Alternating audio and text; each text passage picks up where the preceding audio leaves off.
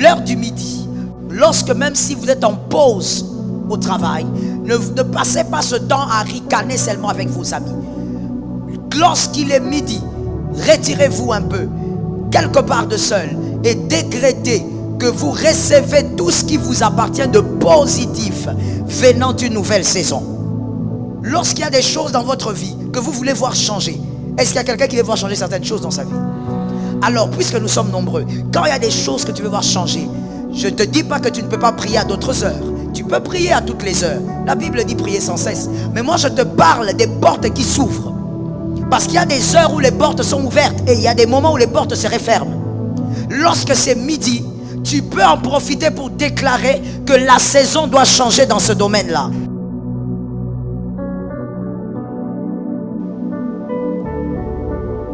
La troisième porte majeure, c'est la porte du midi.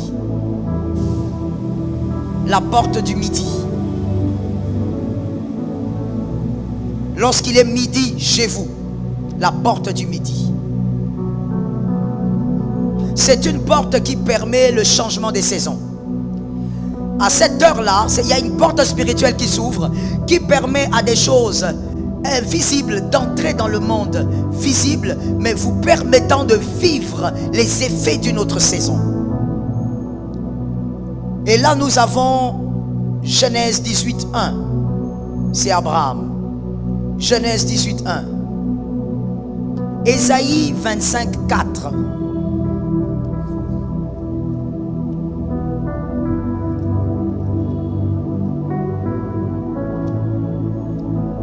On va lire Ésaïe 25:4.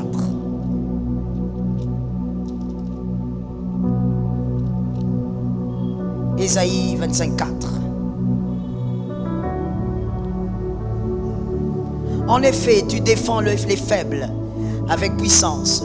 Tu protèges les pauvres quand ils sont dans le malheur. Et tu es un abri contre la pluie. Une ombre qui protège du soleil. Dans la version Louis II, on dit à midi, ton ombre nous couvre.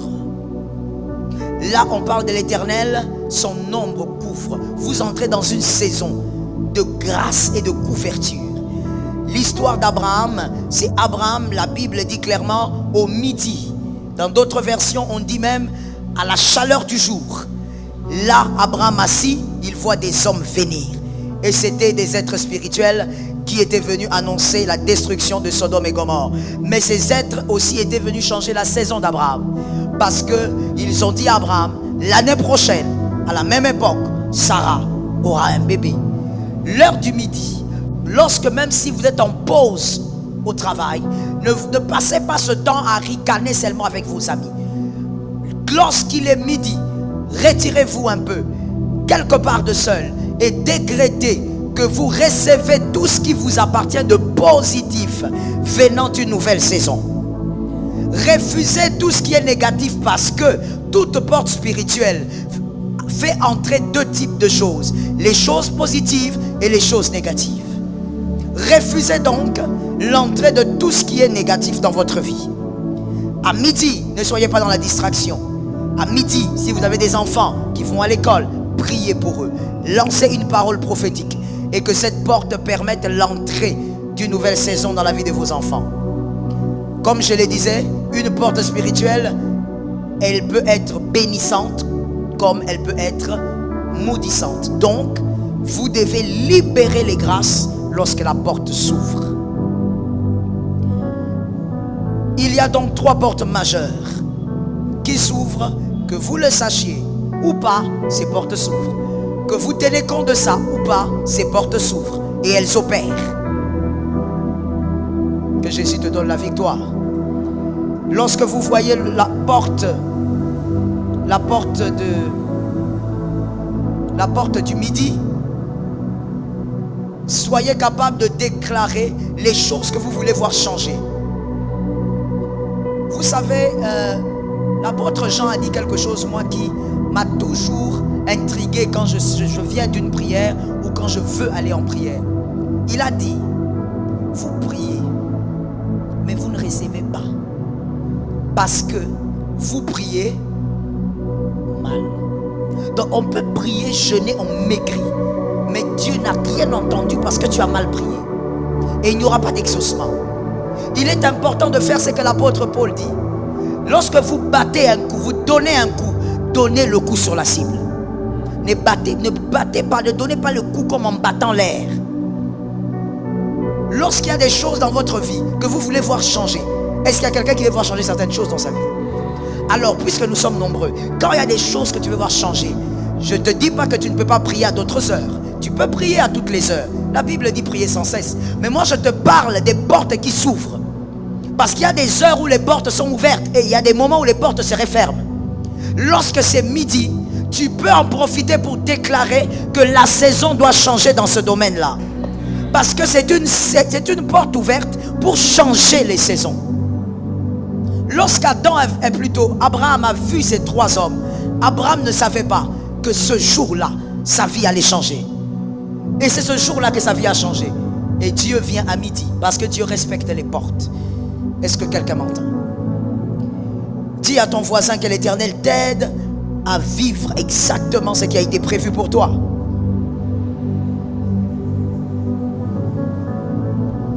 Psaume 55, 16, 17. Psaume 55, 16, 17.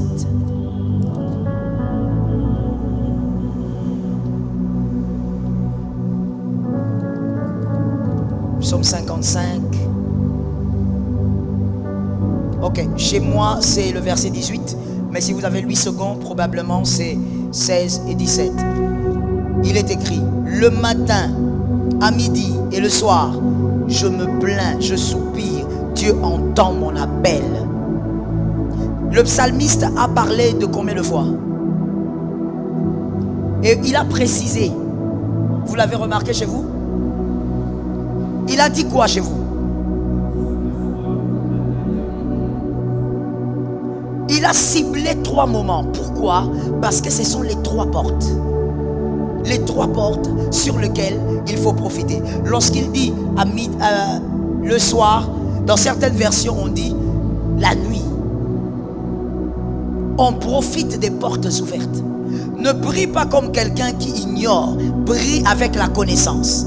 Et ça va t'aider à bien prier. Plusieurs orateurs ici ont dit il faut prier. Il faut prier. Il faut s'élever en prière. Mais on ne prie pas n'importe comment. Sinon un jour tu vas dire j'ai trop prié, je n'ai rien vu.